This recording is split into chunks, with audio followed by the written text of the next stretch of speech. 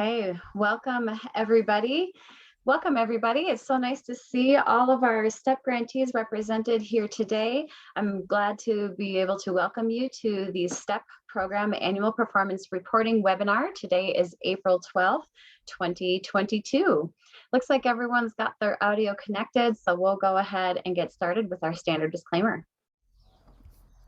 This presentation was produced under U.S. Department of Education contract number GS00F115CA with Synergy Enterprises, Inc. The views expressed herein do not necessarily represent the positions or policies of the U.S. Department of Education. No official endorsement by the U.S. Department of Education of any product, commodity, service, or enterprise mentioned herein is intended or should be inferred. Okay, very good. Now that we've got our standard disclaimer out of the way, I'd like to welcome our program officer for this STEP program from the Office of Indian Education, Ms. Shala Ortega. She is joining us here today to support our webinar and hopefully respond to any questions that you may have along the way. So welcome, Shala. Thanks, Tracy, and welcome to all of you. I look forward to any questions you might have for me. Thank you. Go. All right, and I, of course, am your facilitator for today, Tracy Carriger, a member of your OIE Technical Assistance Team, and I'm glad to have you all here today. So before we dive in, just a couple of housekeeping tips. We're a small group today, so I'm going to encourage you to make use of the chat box as we go through to pose any questions, and we'll be sure to try to answer those along the way, but I'll also be sure to pause and give you time and space to come off of mute and ask any questions that way as well, since we're such a small group here today. So thank you for making the time today. Let's go ahead and get started. Today, I am going to go over all parts of your annual performance report, including the cover sheet, executive summary. We're going to unpack a lot of details around Part A, as well as provide some tools to support your reporting in Part B and Part C. We actually have a couple of new tools today that we'll be posting in the chat box. In the chat boxes in the chat box as we go along today. Sorry about that. And I'll be talking about those and showing those on the screen as we move along as well. So you're welcome to download those as we move through. Have them handy, save them, follow along, take notes on them as we go. Okay, so first, a quick look at our timeline and our due dates for our annual performance report. G5 is open for you to access and begin entering information and access those forms that you will need for reporting.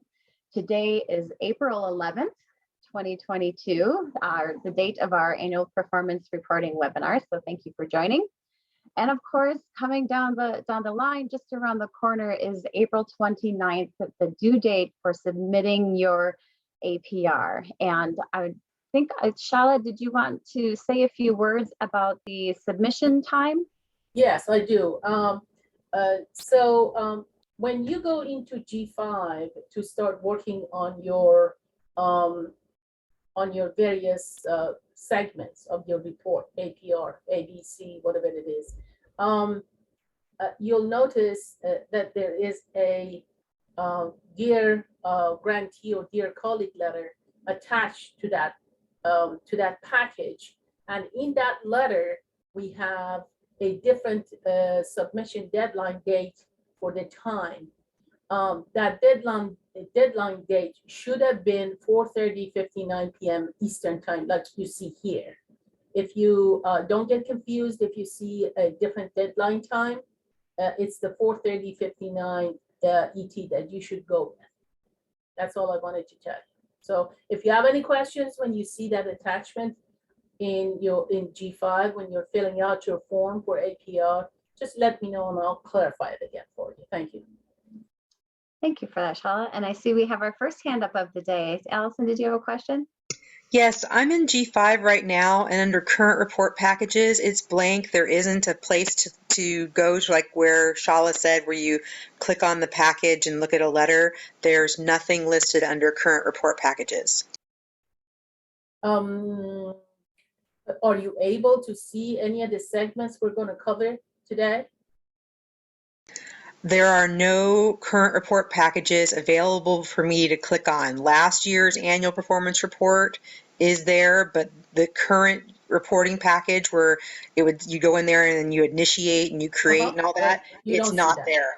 Okay, I'll look into it. I'll call G5 and find out why you can't see it. It may be something at your end, but let me check into it and let you know. Thank you so much, Allison. I'll send you a screenshot. Thanks, Shala. Great, thanks. All right. Thanks for that heads up. In the meantime, I see Olani has put into the chat box right now Word documents for the cover sheet, the executive summary, as well as the sections A, B, and C. So if you want to, you can download those from the chat box now and have those on file too as we go along. But thank you, Shala, for also following up with G5 to make sure we get that straightened out. So I'm sure I don't need to mention it to this experienced group of grantees and program directors, but I know that many of you are also submitting annual reports for more than one discretionary grant. So just a little tip, you may want to back map from that April 29th date. You know, not only are all of our Office of Indian Education grantees submitting reports by that deadline, but a number of other grantees outside of the Office of Indian Education too. So just a heads up, you may want to avoid that cyber traffic jam. We all know, we're all well aware of G5's intricacies and idiosyncrasies, so we don't want to give it any more reason to act up on us on that April 29th date. Maybe plan as best you can to try to get those things submitted a little bit, a day or two ahead of time, just to save yourself a little bit of a headache. And to get all the information and signatures you need. So we always like to start these annual performance reporting webinars off with a little reminder about why we do the APRs. It is a federal grant requirement for these discretionary grants, and it is the primary document that gets submitted annually that allows you to document and share and report on your progress toward those project objectives. What you use and what you say, or excuse me, what you submit and what you say in these reports is reviewed, information is compiled, and it is used to determine both substantial progress for your grant, as well as to inform continuation award decisions. So really important to make sure that you get them complete and thorough and on time. Okay, so some of you are already in G5, so you know that the project directors of record, this is where you go to submit your annual performance report. Some of that information is going to get uploaded in the form of documents. Some of it you can enter into G5 directly. Sometimes you're going to scan and upload that information. So always a good reminder, a good idea to just check that homepage, make sure there's not going to be any maintenance during the times that you plan to be working. And of course, if you have any troubles accessing G5 or getting that information, you can contact the help desk. Their standard hours of operation are 8 a.m. to 6 p.m. Eastern time, Monday through Friday, except for those federal holidays, of course. And you can reach out via phone or email as well. Okay, thank you, Alani. She's got the link to G5 in there, just in case you don't have that already bookmarked. So you are probably familiar with the forms that you will be using to submit your annual performance report. That is the ED 524 reporting forms, which is what we've put into the chat box just a few minutes ago. So we have in the chat box right now those updated forms. If you have anything on file that you want to grab, you just want to double check that expiration date in the upper right hand corner there, because these do have a lifespan. They do get renewed, and you don't want to submit your report on an expired form. So we will go through, as I mentioned, all of these sections, and you will submit all of these sections for your STEP APR, the cover sheet, the executive summary, and sections A, B, and C. Okay, One new tool that we also have, I just wanted to mention it before we actually dive into each of the sections, is a new checklist tool. We've created checklists that are specific to each grant. So we have a checklist that's specific for your STEP grant, and Alani just put it up in the chat box for us just now. This is just a handy little document that you can use to double check and make sure that you've got all the details filled out correctly. It contains several of the tips that I'm going to share here with you today. I wouldn't think of it as an exhaustive line by line directions list, but more of a summary of tips and things that you want to make sure that you're not forgetting as you are preparing your reports. All right, so let's talk first about the cover sheet and just a few details that we want to make sure that everyone that's on your radar, and then we'll let you ask any questions about the cover sheet here. So here's a screenshot of that cover sheet that you'll be submitting. Everybody does need a new cover sheet for this report. Item number 1 is that PR award number. You want to make sure that you enter the complete number as well as the correct number, especially if you're working on multiple reports for different OIE discretionary grants. Item number 7 is another one that we want to lift up for you today. The reporting period for the STEP grant program is October 1 of 21, that's October 1 of last year, to April 29th of 2022, April 29th of this year. And that's different than some of the other discretionary grants. So I just want to make sure that you note that reporting period as well. October 1 of 21 through April 29 of this year. Okay. Next, I want to draw attention to item number 8 on the cover sheet. Here, you're going to enter dollar amounts, specifically in line 8B, as in boy. The amount that you enter on that line should reflect what you have actually spent and drawn down in G5. So the dollar amount that you're entering in 8B should match what has been drawn down in G5 as of the reporting period end date at April 29th. 8A and C, you're going to leave both of those blank at this time, and you're not going to touch those ones. So just 8B. Okay, same side of the cover page, looking now at item number 9. This item number 9 is about indirect cost. And here we want to make sure that you're entering the most up-to-date indirect cost information, because these do sometimes expire. Sometimes those details change when those indirect cost rates are updated and renewed. So just always a good idea to double check, make sure that you're including that most up-to-date information, and don't skip this section. You want to complete 9A through D as appropriate for your program. Please also provide a copy of your valid indirect cost rate agreement. It should be valid and cover the grant project period from October 1 through September 30th. So September 30th is the end of the grant year. You want to make sure that your indirect cost rate covers the current grant year. And you can just scan and upload a copy of that. All right, item number 10. Oops. Item number 10. This item is about human subject reporting and institutional review board. All of us for STEP grants are going to click,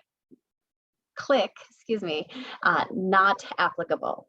All right, so item number 10, everybody clicks NA. The next little check mark that you're going to make is for item number 11. And this one, it's at the bottom of the page, but it's still very important. This item is about data privacy. Everyone will click yes, all right, for this item, and also include the corresponding policy as evidence that those data securities and privacies are in place and privacy protections are in place.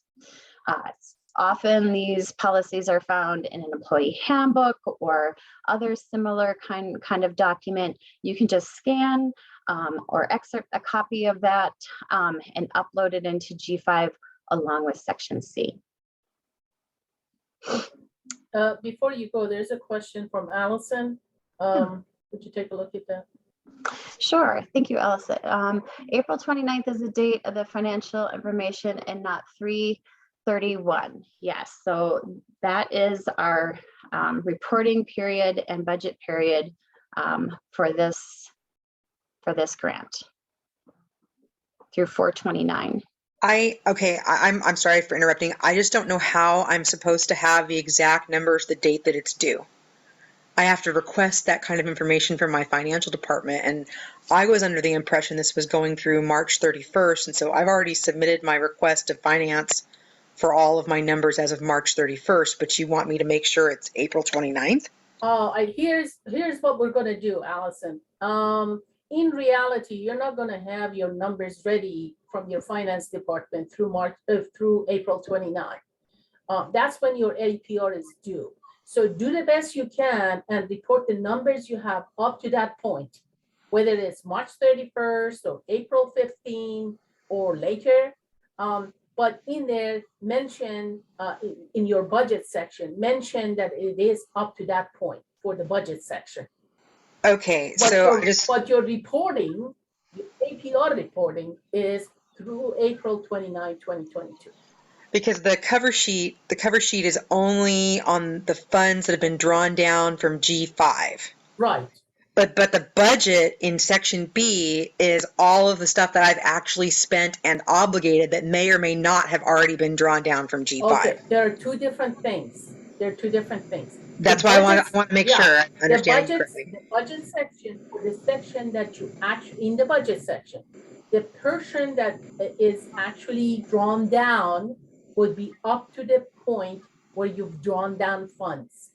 The portion that's obligated to be drawn down is not included in that portion. So that's like in the future. You've obligated, but you haven't spent it yet. So they're two separate things. Does that make sense? Yes. I know it can be confusing sometimes. We hear obligated and actual expenditure, but that's the difference. Actual expenditure is what you already spent, but obligated is you're waiting to spend it. You haven't. Yes.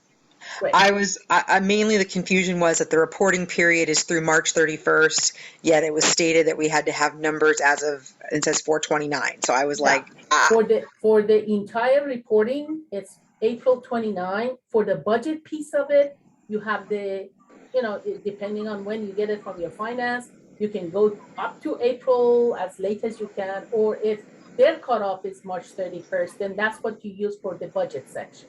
Great, thank you. You're welcome. Did anybody else have any questions about that while we're on it? Feel free to get on and bring it up if you do. Yeah, Shala, I do. This is Roxanne Okay. with the Mashpee Wampanoag tribe. Yes. And I guess, again, I'm a little bit confused about item 8. Okay. Is under 8, budget expenditures, Mhm. that is what has been drawn from G5. Yes. And then when we get to 8B, that is what we have expended and may not have been drawn from G5 yet. I'm sorry, it's covered. What I'm looking at is covered, so I couldn't really tell. It's just budget expenditures. Yeah, so 8B says current budget period, total Mhm. expenditures from October 1st through April 29th. And that's what we know we've actually expended, but our finance department may not have drawn from G5 yet, so it may be a different amount. Is that correct? Well, again, the difference between expenditure and obligated, like Allison was referring to, are different. With expenditure, it's the money you already spent, and it's in G5. You're basically reporting what's in G5.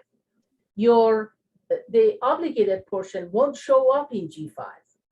It's what you're reporting you will be spending, probably through April 29 or beyond.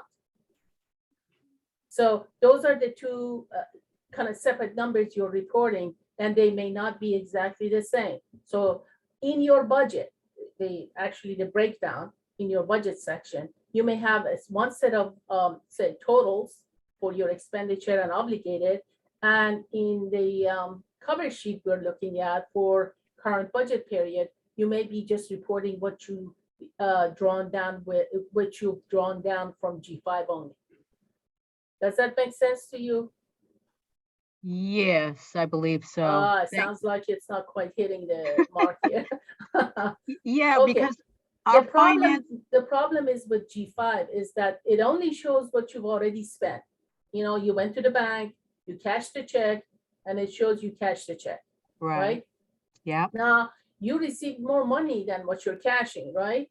You're still spending it, but it's not gonna, you haven't gone to the bank to actually submit to cash it. correct. That's the difference. We're not gonna be able to see what you've already obligated, because the only place we see what you already spent or what you're spending is G5. We don't have access to your accounting or to what you do internally to see what you're planning to spend. That's why you have to report them separately, and in your budget form, kind of spell it out what it is you're trying to do. Okay, so that piece that you just cited, that G5 doesn't know we've spent or expended, goes into section 8, budget yeah. expenditures. 8B, 8B 8B. is what you spent, and G5 is where you spend it. Okay, Now, okay. your finance department is spending money, but it's not really pulling it down from G5 yet. Yes, So in a funny way, you're already spending the money, but you Yeah. can't really include it because it's not the this is just based on what shows up in G5. okay, yep, got it. Thank you. I'm sorry, this is confusing, but it sometimes confuses me too, so Thank go you. ahead. Yeah, sure. Anybody else? No? Okay. Good clarifying questions. I'm glad we're getting straight on there.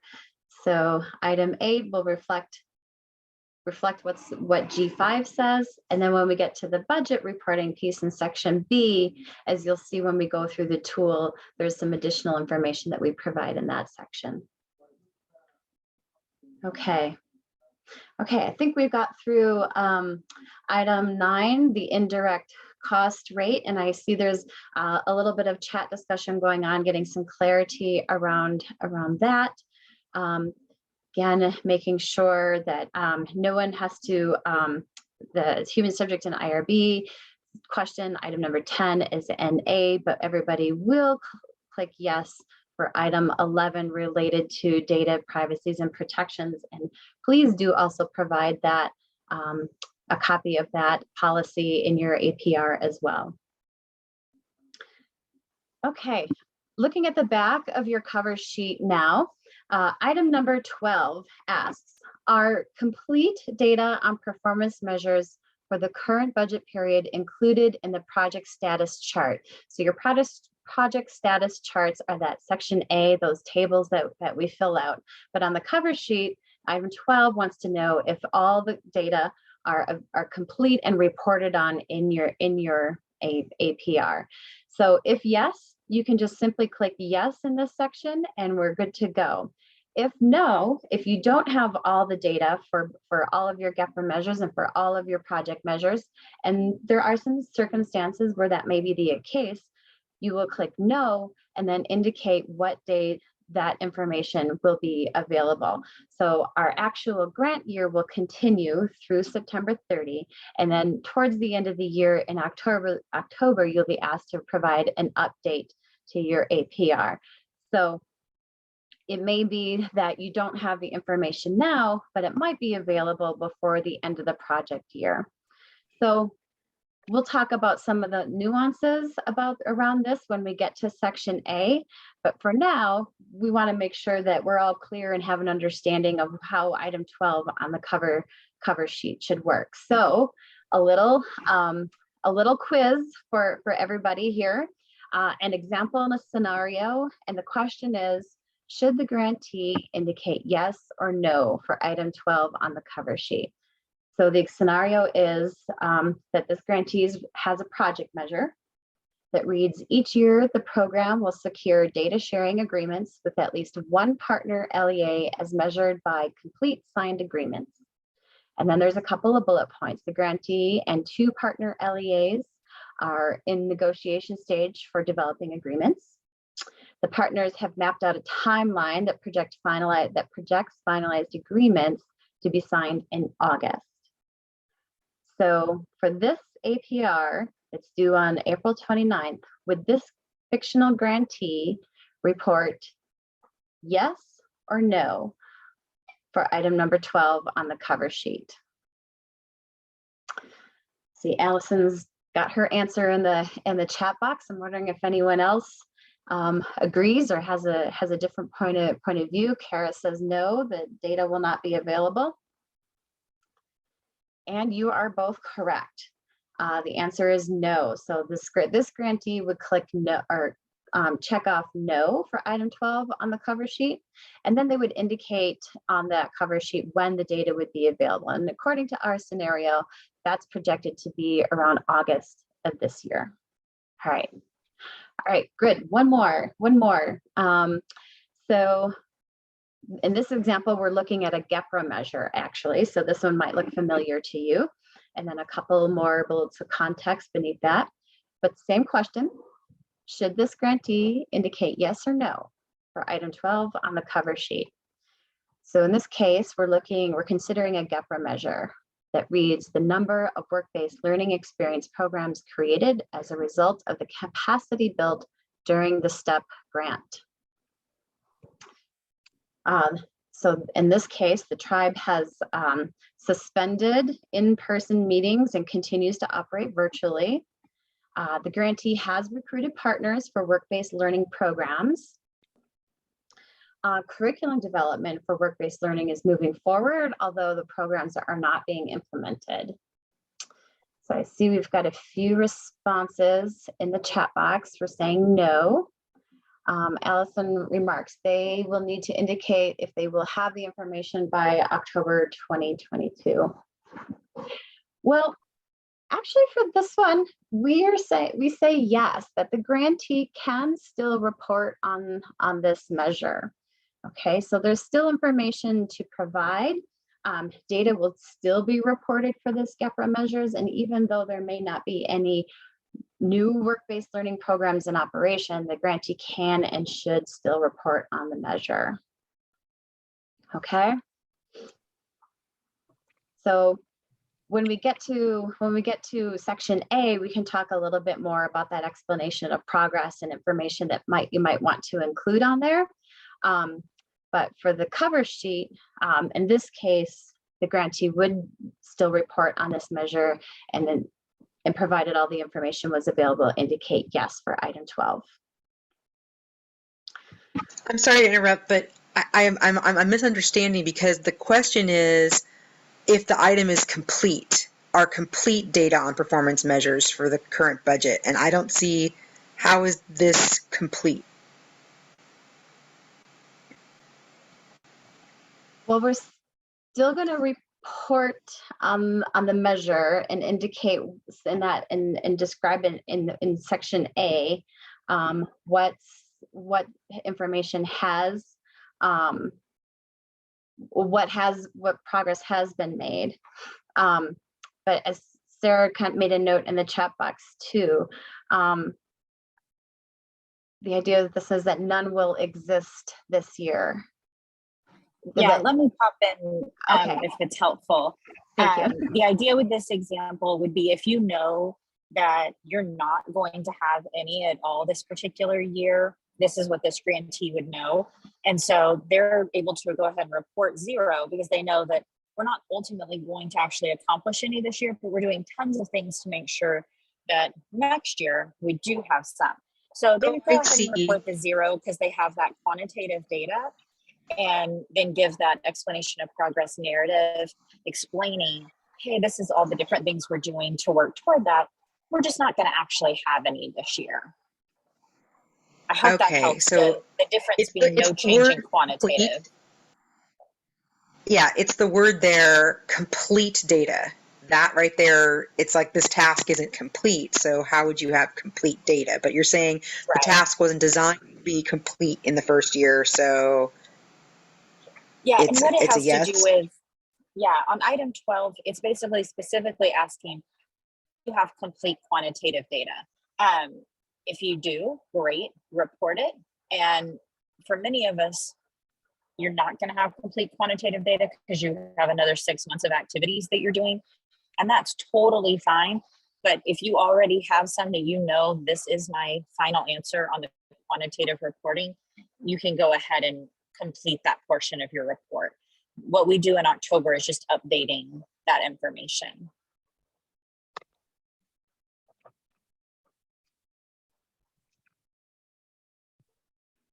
Does that make more sense?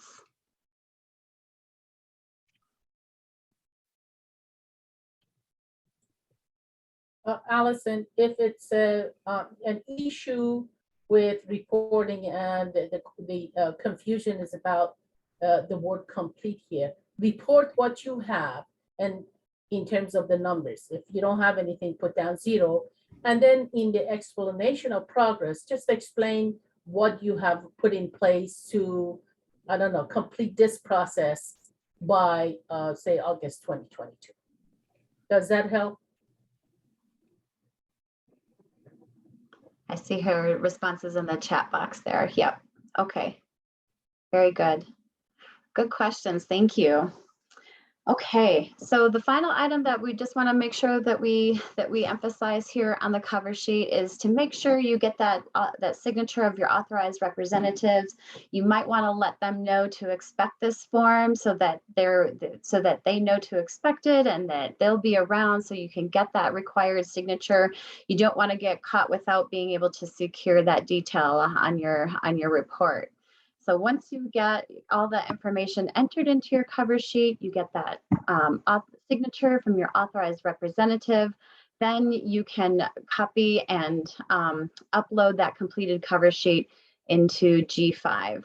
And just a note too, you know, if you G5 plays a lot nicer with PDF forms, so we definitely recommend saving your documents as PDFs before you upload them. But if you do run into any troubles, you can also email your program officer directly with that. Okay, moving to the executive summary now. You will have 1 to 2 pages to provide a narrative description of your program's accomplishments and highlights. So you'll want to be thinking about those project goals and those outcomes that you were able to obtain. You want to describe in your narrative piece here in the executive summary the extent to which your program was able to accomplish those things. Or if not, you know, provide a rationale as to why not. You know, sometimes we know that obstacles come up, challenges arise, but include any of those lessons learned or insights that you might have gained along the way. Or maybe you were able to overcome a challenge and accomplish your goals in a different way. That's all information to put into the executive summary. If you didn't actually meet your project goals and objectives, you want to give us a little bit of information about how those challenges impacted your project implementation. You know, there's a couple of challenges that we do see on the regular. If sometimes there's there's turnover in project director staff. I don't think that's the case here for anybody today, but sometimes we also see other delays or other turnover that might impact other delays in hiring or turnover in staff that could impact your project implementation. So do share if and how COVID continues to impact your grant work, but don't simply repeat the narrative that you're going to enter into section A. The information here in your executive summary should be different than what you're telling us about in those project status charts. And then finally, when you are writing your executive summary, OIE wants to know about any contributions that your project was able to make to research, knowledge, practice, or policy, things that you might have learned either from your program evaluation, or maybe you're seeing in trends of data that you've documented along the way. All of those are contributions to the field that we're interested in hearing about. So again, I know I'm speaking to a group of reporting veterans here. So I know that you know that one of our favorite tips is to, anytime that you have to develop a narrative summary, whether it's this executive summary or maybe your budget narrative, it's really a good idea to do that outside of G5 so that you can give yourself that luxury and time and space to think without the system shutting down and locking you out or losing your work. So if you're working in a Word document outside of G5, you can save and rework as needed in your own time. And then when it's all done and complete, then you can upload that into G5 once it's all done and beautiful. Okay. Any questions about the executive summary before we dive into section A? Okay, I'm going to keep it rolling along here. So on the screen now, you see is a screenshot of what these tables how they appear in G5 when you're working in the system. And section A is really where we enter in the bulk of information that speaks to the progress that you're making towards those annual performance measures, both the GPRA measures as well as the project measures that are specific and unique to your program. So in this section, we're providing both quantitative information in the form of ratios, as well as qualitative information in the form of narrative about your progress towards your objectives. So the key pieces of this chart, of course, are that performance measure text. That's where we include the exact wording and text of our performance measures. For the GPRA measures, those are defined by the Department of Ed, and we don't change the wording of those. We don't tinker with those at all. We just enter those exactly as they appeared in the notice inviting applications in the original document. And then similarly for the project measures as well. Those you locked in your first annual performance report. And so now we're reporting on those same measures year to year, and we don't change the wording of those either. We're going to make sure that each measure type is labeled appropriately. The GPRA measures are those measures that everybody reports on, and those project measures are the ones that are specific and unique to your program and project.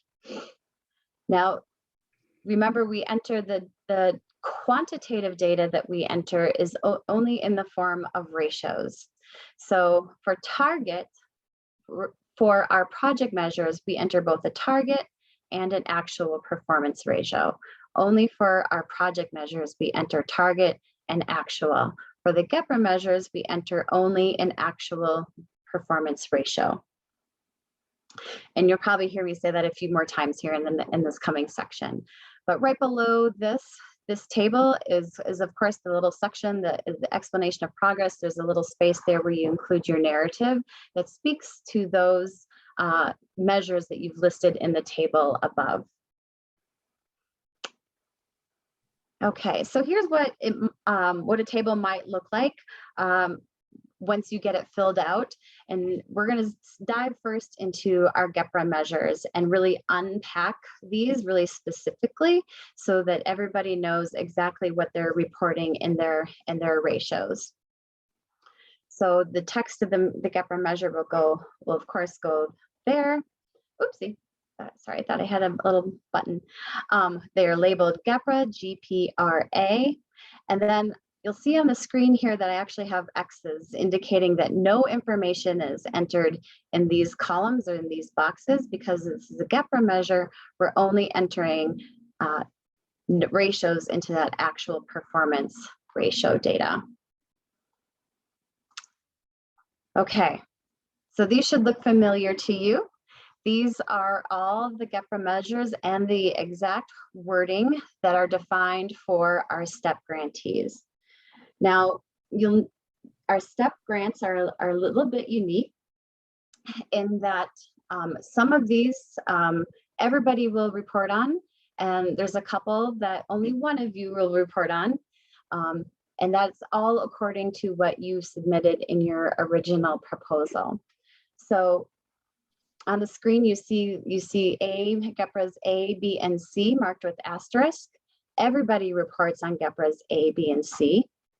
And then based on what everybody wrote into their proposals, everybody is also reporting on GPRAs D and E, those teachers recruited and retained, and E, the work-based learning programs. GPRA F, actually our colleagues at the Connect tribe are the only ones who spoke to this in their proposal. So they're the only ones who are going to report on actions to open a charter school. And then nobody spoke to GPRA G, actions to convert a school. So nobody will report on G. Okay. Kudos. I see Esther's got some exciting updates in there. Congratulations. All right, so let's unpack each of these specifically. Okay. GPRA A, all STEP grantees are reporting on this measure.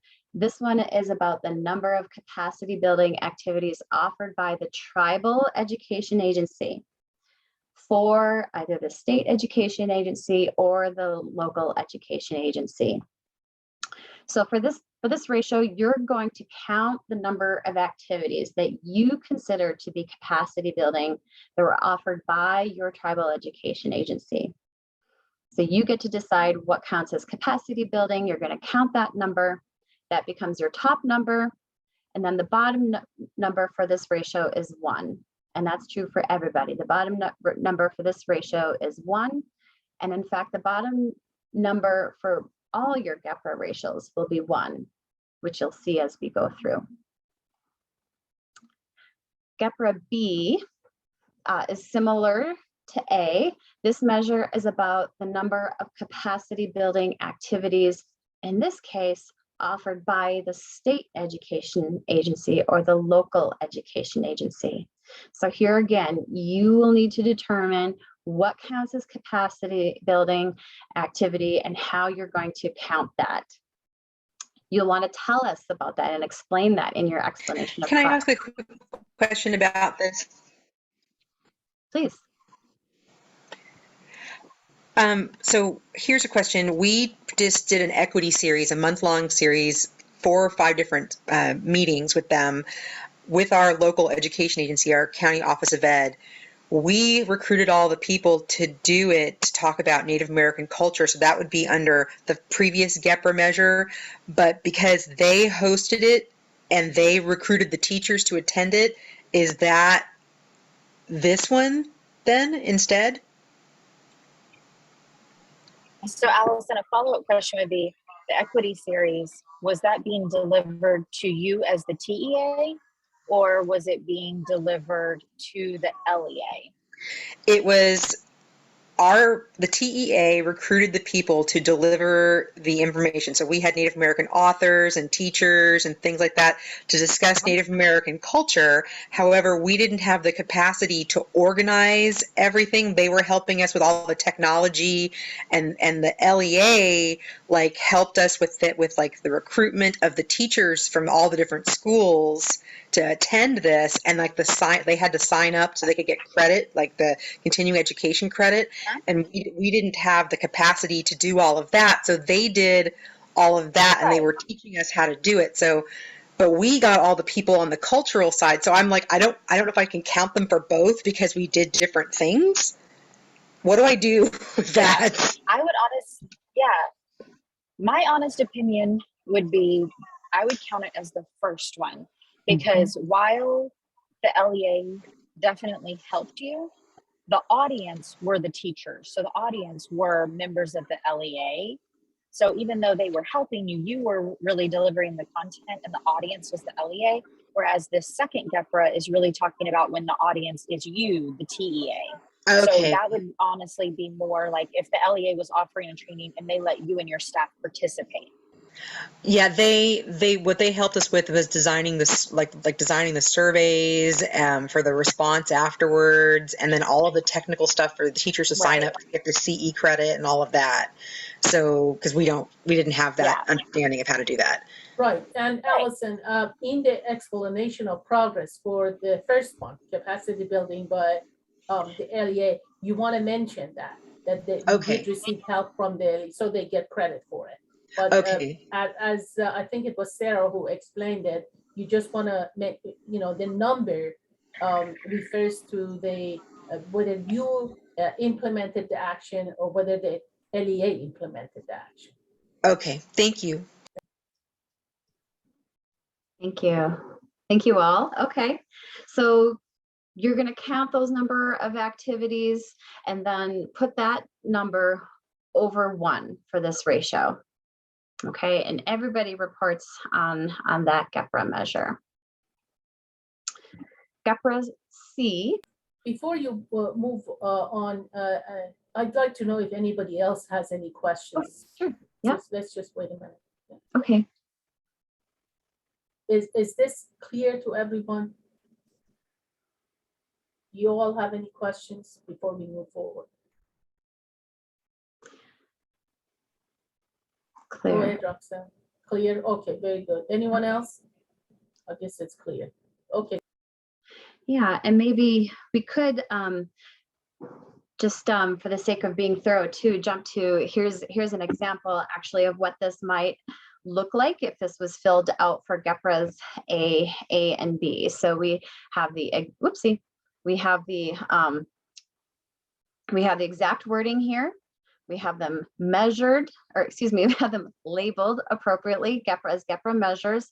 This big X here, just to emphasize that we're not entering a target ratio for the GPRA, we're only entering that actual performance ratio over here. So in our example grantee here, they have reported 20/1 for the number of capacity building activities offered by the Tribal Education Agency. And then they've reported 17/1 for the number of capacity building activities offered by the SEA or LEA. And then down here in the explanation of progress, we can see how they've labeled it so that it corresponds with the performance measure that's listed in the table or in the table above.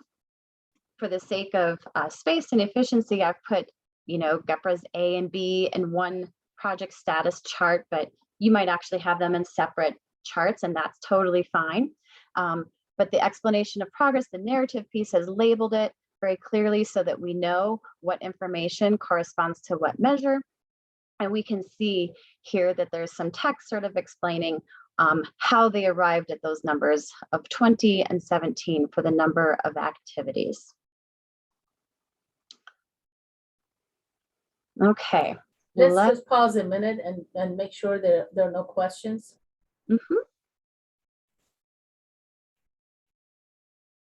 If anybody has any question about how to fill this portion out, please speak up. Yeah. Doesn't look like anyone does, so. Okay, doke. So let's take a look at C and D, and then we can see that in the project status chart as well. So C, this is one that, again, that everybody is reporting on. It relates to education programs, the number of education programs grantees directly administer. So the top number in this reporting ratio, you're going to count the total number of educational programs that you operate, right? And then once again, like the other GPRAs, you're going to put that number over 1. So you will determine which programs are educational that are directly administered by your tribal education agency. For D, this is one that everybody reports on as well. This is about the number of teachers recruited and retained to serve students the tribal education agency serves as a result of the STEP grant. So to determine the top number in this reporting ratio, you're going to count the number of teachers that have been recruited or retained to specifically support this STEP grant. even if those teachers are employed by another agency. So it might be that maybe they're supported by the tribal education agency, or maybe it's a position that's in partnership with one of your partners, but you're still going to count the number of teachers recruited and retained to support the work of this grant, to serve students that the tribal education serves as a result of the STEP grant. Sorry, I know that was a lot of words. But let's go ahead and take a look then at how that could look in our project status report. All right, so we have the exact wording, we have them labeled, we have our actual performance ratios. In this case, our example grantee reports 3/1 for the number of education programs directly administered, and 4/1 as the number of teachers recruited or retained to serve students as a result of the STEP grant. And then once again, down here in the explanation of progress, we see some narrative description about how the grantee counts those numbers and how they compile those numbers and report on them. So I'll give you just a minute to pause. Reflect on that if you have any questions before we move on.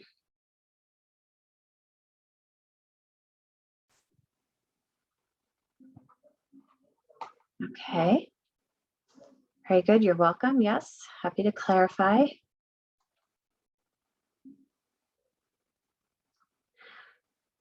Okay. Moving on to GPRA E. This one is about the work-based learning experience programs. The number of work-based learning experience programs created as a result of the capacity built using the STEP grant. So everybody indicated that they are going to report on this GPRA measure.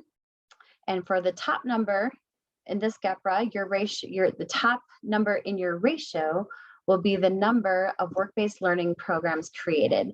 And then once again, the bottom number is is 1. The bottom number is 1. It should be the number of programs created over 1. Do you have any questions about that? We can take a quick look at how that one might actually look over here.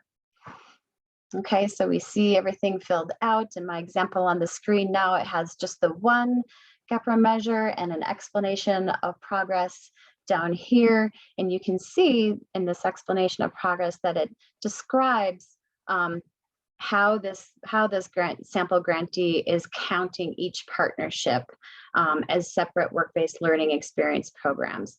So you'll just want to be very clear in your explanation of progress how you're counting those work-based learning experience programs. Okay. Yeah, that's how, Allison. Yes. So in this example, this fictional grantee has counted each partnership as a separate one, but you'll just want to be very clear to tell us how you're counting the partnerships in your explanation of progress.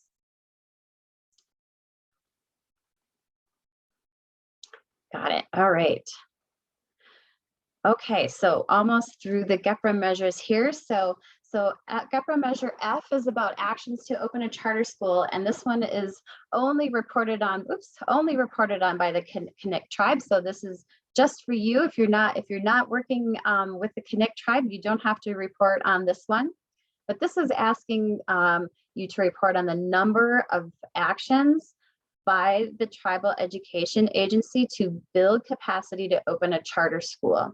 And so a lot of the text of this GPRA is listing some examples of what could count as an action, like writing a mission statement or an educational model or establishing a governance structure. But really, you get to decide what counts as an action.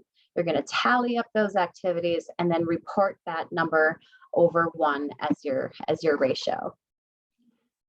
Yes, of course, you're very welcome. And then like the others, we also have an example of what this might look like.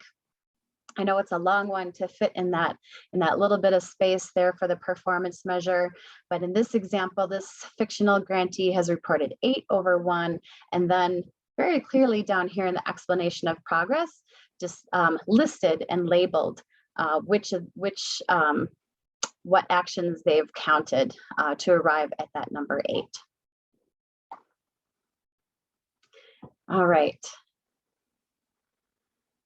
And then finally, nobody is converting a school, so nobody's going to report on that GPRA measure.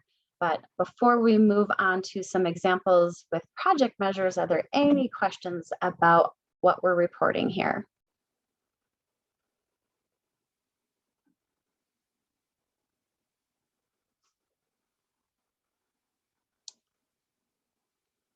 All right.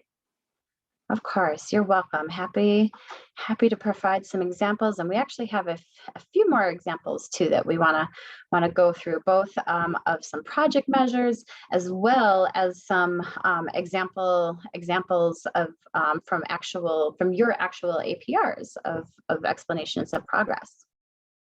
Oopsie, wrong slide. Sorry, let me get to the right spot here. We are looking at moving on to project measures now. So we just went over the GPRA measures. Those are the ones defined by the Department of Ed that they decided on the wording that we don't tinker with. But now we're going to take a minute to reflect on project measures. These are the measures that are specific to your grant and your grant project. So you're going to be sure that you put into the text here the exact wording that you used before. Again, we don't tinker with the wording that was locked in previously. We're not adding new measures, and we're not skipping measures either. They're going to label these correctly. PROJ is the correct measure type for these measures. And then you'll notice for these ones, we are reporting both a target and an actual performance ratio. So you're entering 2 ratios for all your project measures. So here are a couple of examples of project measure that might be relevant for a STEP grantee. So we have the tech step here. You know, this first one is about the grantee will secure data sharing agreements with at least one partner LEA as measured by completed and signed agreements. The bottom one here is about by the end of the grant project, the Tribal Education Agency will deliver professional development on culturally responsive education to 20 LEAs. They are labeled correctly. It includes both a target and an actual performance ratio. And then, of course, the narrative piece down here in the explanation of progress for both measures labeled 1A, labeled 1B. This is where you are going to explain what those numbers represent, how and how often data is collected. And in a minute, I'm going to share some actual examples, like I said, from some actual APRs, so you can get a look at something like that.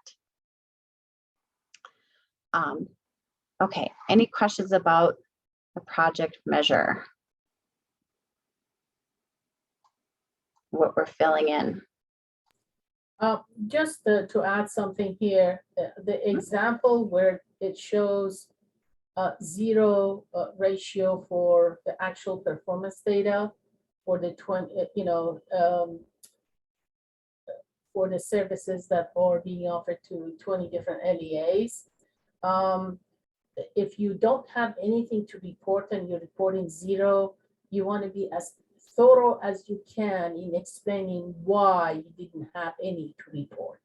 It just may be that it's legitimate why you didn't, but you have to be very thorough in explaining the steps you took and what's in the works and why it's 0.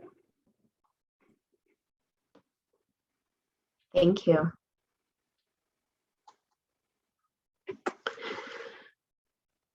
Okay, so we talked a little bit about item 12 on the cover sheet, what we should indicate in that and that question, whether or not, with regards to whether or not all of our data is available for reporting on our measures.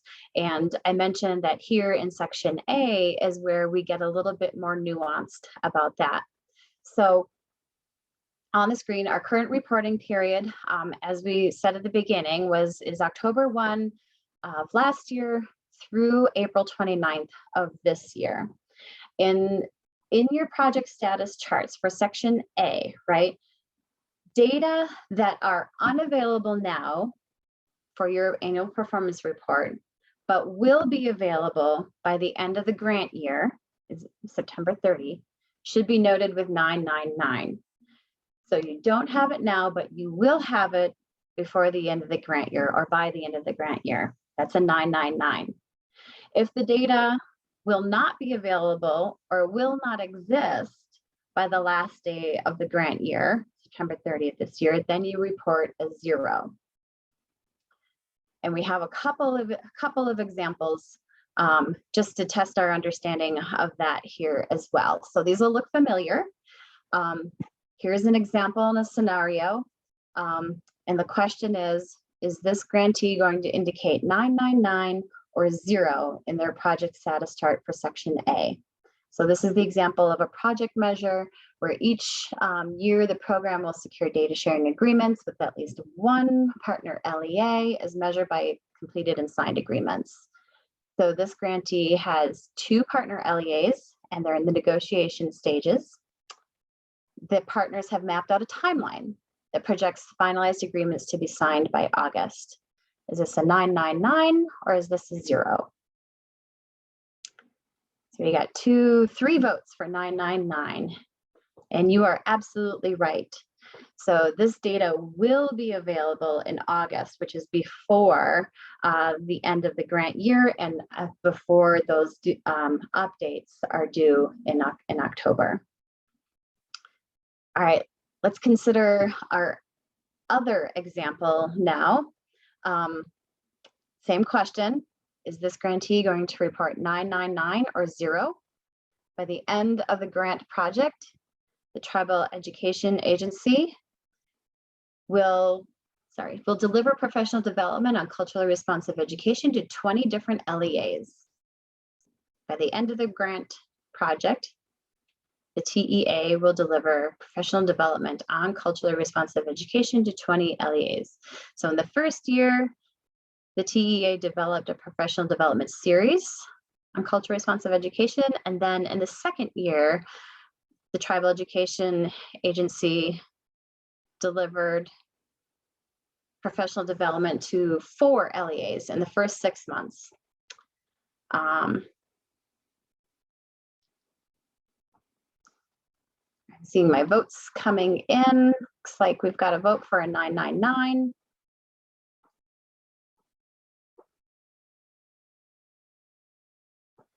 And actually, I think there might have a mistake on the screen here. So the correct answer for this one would be 0. Okay, because this measure is specific to the end of the grant project. So right in the wording of the project measure says by the end of the grant project that they will have delivered professional development to 20 LEAs. So it kind of acts as a summative measure. So in this case, we would be reporting, oh no, Sarah's correcting me.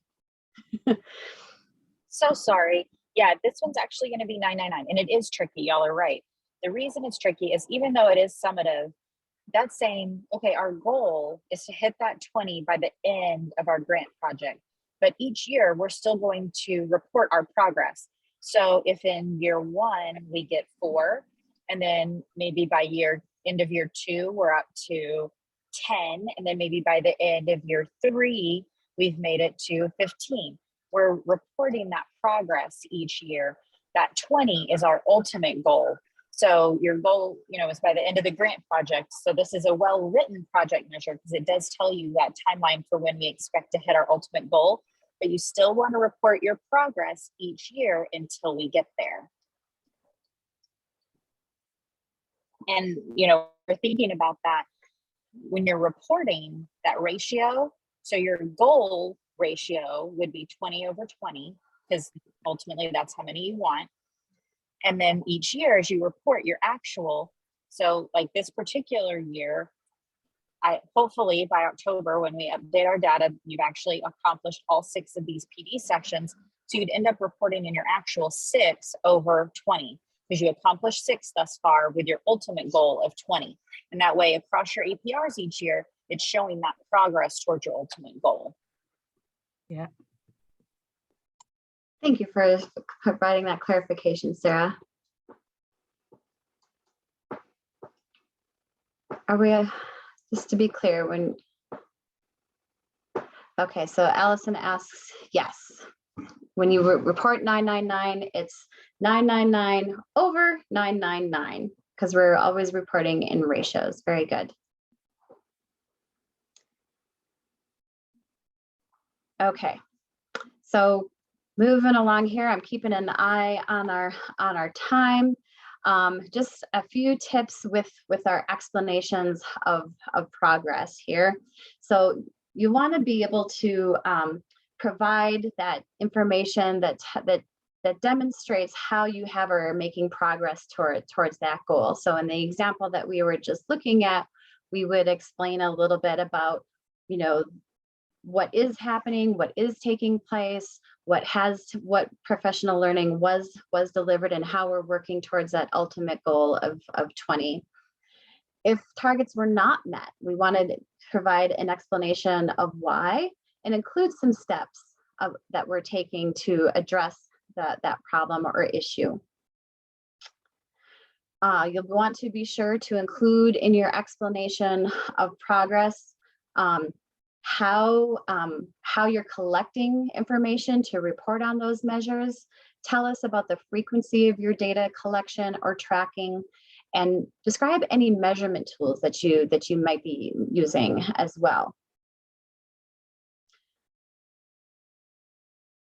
All right, if data are not available, of course, you want to include some information in the narrative piece about what is happening or when it will be available, and then provide a date when you expect to have that information. So I talked about some examples, and I'm going to share an example with you here that you might look familiar to you. But here's just a few tips and some criteria that your reviewers are kind of looking for in this explanation of progress. We want some information that provides some details about those reported ratio. So it can be really helpful to state very clearly for your reviewer what those numbers represent. Are they representing events or something else? The explanation text should be really clearly linked to the measures that are listed in the chart above. So if you have more than one measure listed in a table, it's really helpful to label those so that your reviewer isn't guessing about which text corresponds to which measure in the chart. And then finally, also, the form asks about details about how data is collected and compiled for reporting. So please also be sure to address that in your narrative explanation of progress as well. So I do have an example that I want to come back to maybe I'm looking at the clock, so I want to make sure that we have enough time to go over the budget piece, as well as a new reporting tool that we have for you for section C. So I'll go through sections B and C, and then if you want to stay with us and look at an example, we can, I'll put that up on the screen for you after we go through those pieces. Does that sound okay?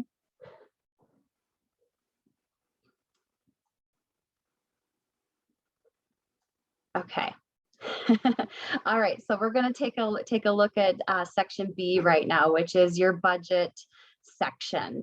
I see Olani's got a form up in the chat box for you right now. If you want to download the form for sections B and C, we're going to talk specifically about your budget narrative.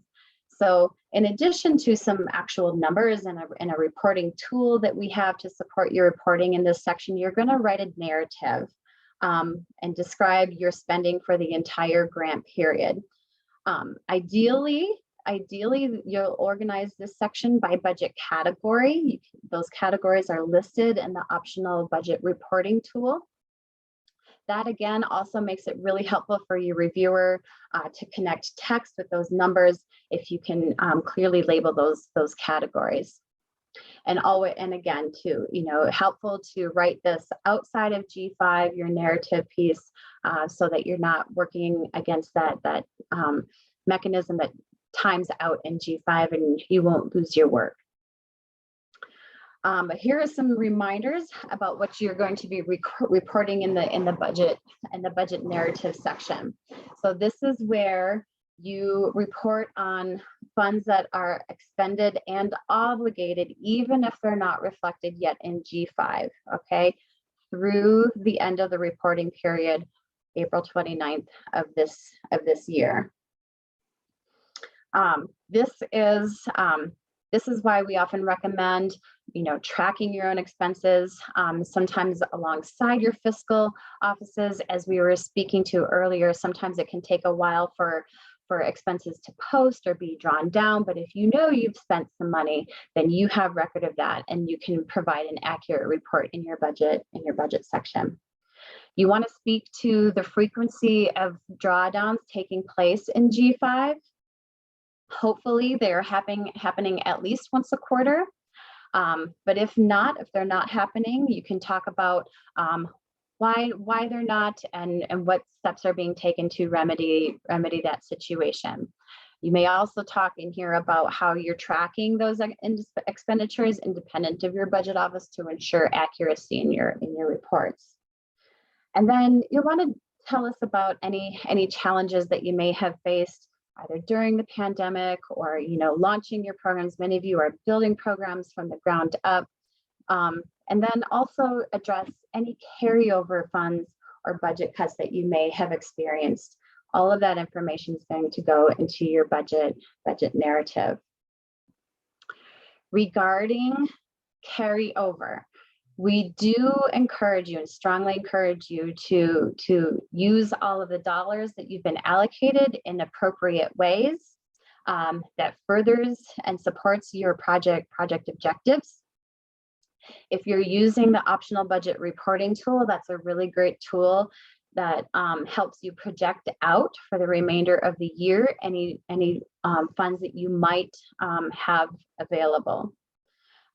So if you find that is the case, in your budget narrative, you want to indicate to us what portion you expect to carry over, describe how you're going to use the carryover funds to meet those project objectives, and describe the changes that you want to make in the grants activities for the next budget period. Of course, making sure that that's consistent with the scope and objectives of your approved project application. Tracy, just give me a second to just very quickly butt in a little bit here. I know some of you, if not all of you, may have some carryover funds into next year. And if you do, just make sure that you fully explain why you have the carryover and what you plan to do with it. Now, carryover should be a reasonable amount. If you report like a half or 2/3 of your award as carryover, I'm going to come back and question you why you have so much carryover into next year. So that becomes like a performance question issue. But judging from what I have seen so far, I don't think you're going to be in that position. I'm talking to all of you now. But again, be as thorough as you can be with your carryover. You don't have to be very exact with the carryover amount. I know things change, but if your reporting carryover comes up very short from what you think you have, say, months from now, then again, that becomes a performance issue. So again, you don't have to be exact to the last penny, but be as close as you can to the amount of carryover that you think you're going to have for next grant year. the other thing to remember about carryover is that carryover is basically for activities that you were going to accomplish in the current year that you couldn't. So you carry over the money into next year to complete the activities that you were supposed to complete for this year. So carryover amount is not for new activities or activities that you think you want to come up with for year two. Just keep that in mind. Thank you. Thank you, Shala. So we do have an optional budget reporting tool that we strongly urge you to consider using for your annual performance reporting. And we'll make sure that you get that in the chat box as well, in case you don't already have it to support your reporting.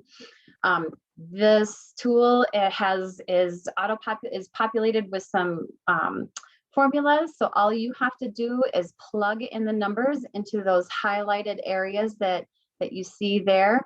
You want to make sure that you complete each column, right? And it'll predict for you what available funds you have, as well as any amounts that you might have remaining at the end of the year.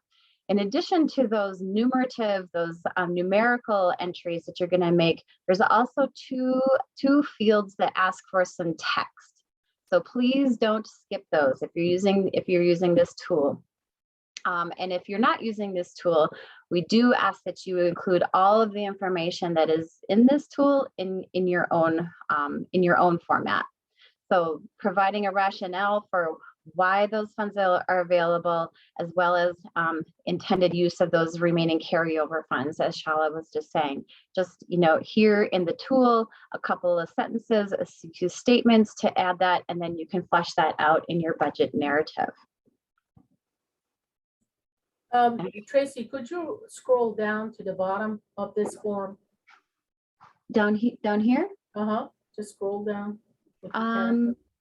Does it show the bottom that it says total for the columns? Do you not see the total on No, this? I don't. Let me see if I can adjust that. I can't scroll, but I might be able to move this up.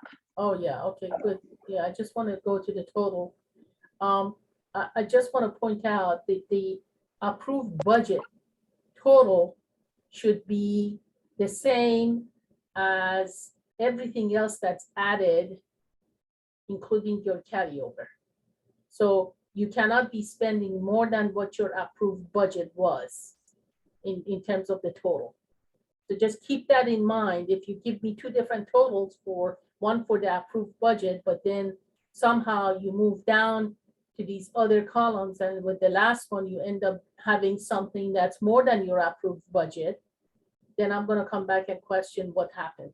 So just keep that in mind. Does anyone have any questions when it comes to the total as shown on this form? Anybody? My only question was making sure that this gets uploaded where exactly, in section B with section B, right? It would be uploaded as, I believe, a PDF, as a PDF with your application in G5, I believe. Isn't that true, Tracy or Sarah? Yes, you'll upload it in section B, and you're correct. It does upload much better as a PDF versus an Excel. So once you complete it in Excel, just save it as a PDF, and you can upload it right there in the section B area. Again, one other thing I want to mention is that it's very important to use the form we've already created for you. Don't go into creating your own, because it takes up a lot of your time. This is a very good indication to us what you've spent, what you plan to carry over, what you've already obligated, what you haven't spent yet, and the reason for it. So it's all in one page. It's very easy to use if you use it, and just make sure that it actually it's in keeping with what you report in section B of your report. So you don't report a set of numbers in here, and then in section B of your budget in the form you're reporting things that are different from this form. Thanks. Alrighty, thank you. All right, and the final note about the budget piece, you'll notice here that we're only reporting at the category level. We don't have to go line by line on discrete items, but just the overall category for each in this report. Okay, so in the time that we have left, I do want to share a very exciting new tool that we have to support your reporting for Section C. So historically, we have always advised, and this continues to be true, that Section C, you can include any information here that perhaps didn't fit into your project status chart and that explanation of progress. Or maybe you have additional information that you weren't able to include in your executive summary, or your budget narrative. Maybe you have additional information related to your budget that you ran out of room for. All of that information, you can use Section C to provide that information. And I've seen examples of where some of you have done that as well. You can also use, Section C to highlight any photos or student work samples or news clippings and accolades maybe that you've received. You can continue to use Section C in that way. Tracy, one thing to add, anything you put in Section C, make sure you don't put your budget in Section C. Anything that has to do with the budget should be in either the Section B for budget, or in the form we provided for you. Please do not include anything about the budget in Section C. Thank you. Thank you. Thank you. We also have for you a new tool, a Section C reporting tool, because what we have found is that there's some information that would really be informative and helpful to OIE, but it isn't necessarily asked for or always included in other areas. So for that reason, we've created a new tool with some specific information that we, again, highly encourage you to include in your annual performance report for Section C. And I see Olani's got that up in the chat box now, and I'll just quickly run through the questions that are on there, but you can also download that and include this form in this tool in your annual performance report. So just so that everything's always clearly linked, we asked for your grantee name, PR award number, and project director. We are interested in knowing the number of unique adults that were served during the reporting period and how many you anticipate serving for the grant year. We are interested in knowing the percentage of time that your project director devotes to this grant. So your project director might be full-time, but with this specific grant, it might only be a portion of that time, 25% or 30%. You can tell us what percentage of time the project is devoted. And then we want to know how many staff work full-time on this project. Their full-time is devoted to this. And how many staff work part-time on this project? So it's similar to the project director. You might have a staff member that's full-time, but they might only be devoting maybe half their time to this particular project. So that would be a part-time staff person. We want to know if you're all the services that you're providing, as well as if they are in person, virtual, or a combination of the two. Tell us if any language services are being provided, and as well as the language that is being provided. Any evidence-based services or strategies that have been used in your program. So you'll want to tell us what those services or strategies are, as well as a research citation or resource. Please list all partners and denote their current status, whether they're active or inactive.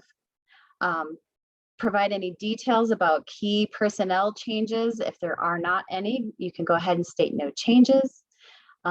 Sustainability, how you plan to sustain program activities beyond the federal funding period. Any planned changes to project activities for the remainder of the project year. any possible changes due to COVID for the next budget period. And then finally, the last two here are basically one sentence, kind of like a headline.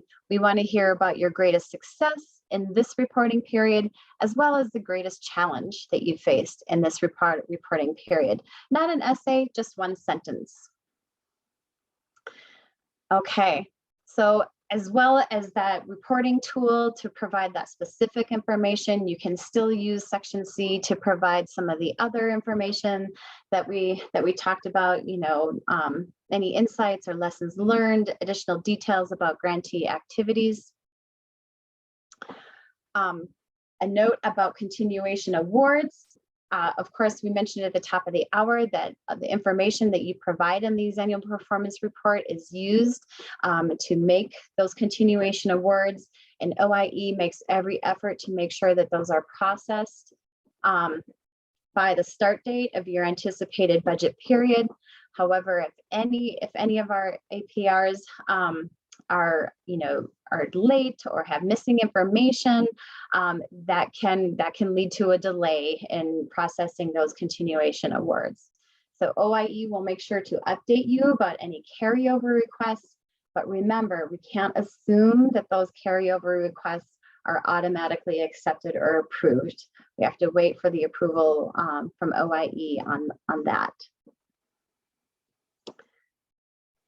Okay, so just some important reminders in case you didn't already mark your calendars. G5 is open. You can submit your reports through April 29th, 4:30 Eastern Time sharp is when G5 will close down, and you won't be able to enter in your information any further. As a reminder, if any of you run into any issues where you can't absolutely submit on April 29th, let me know. Send me an email and tell me what the problem is. I may be able to help you at my end. Thank you. Thank you. So I do have just a couple of dates and some announcements too about events. So, but I know we're right at the bottom of the hour, so I'm going to go ahead and put the end of session poll up. So if you have to run out, if you could just take 30 seconds to fill those 7 questions out before you go, and let us know if this was helpful for you today. We will keep that up for you to respond to while I go ahead and continue to share some important dates with you all here. Okay, there we go.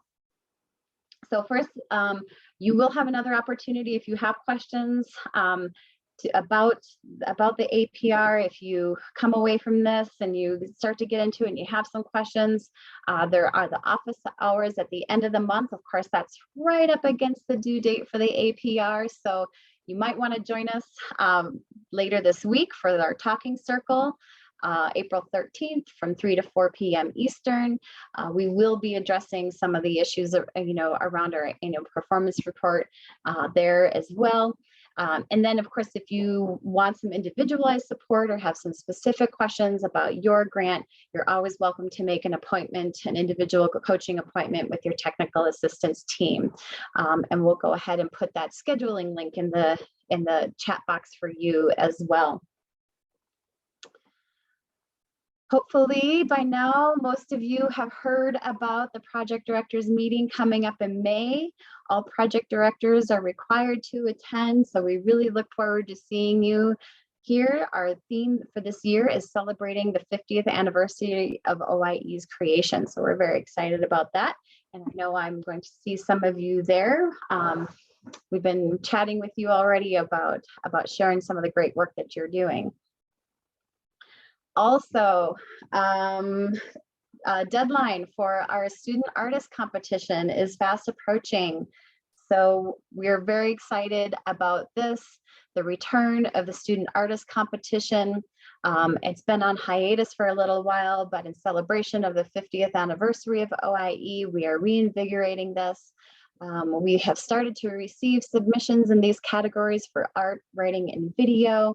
And if you have any questions, you can email sac@sceiservices.com to get more information about that student artist competition. We hope that you're encouraging your students to participate in this. All right, and then of course our contact information if you need to get a hold of Shala, your program officer, or if you want to reach out to your technical assistance team, you've got that email for us there. Always a gentle reminder to please, when you're emailing OIE, to include your grantee name and PR number. It really does help to ensure that your responses are tracked and you get accurate and timely responses. All right. Thank you all for joining us today. I know it's a little past the hour. Some of you probably have to run, but I did promise that I would hang around and show you some examples of some explanations of progress if you were interested. So I'll just stay here and you can tell me if you have any questions or if you'd like to go ahead and see those examples. Otherwise, we thank you for joining today, and we will make the materials and the recordings available for you as well.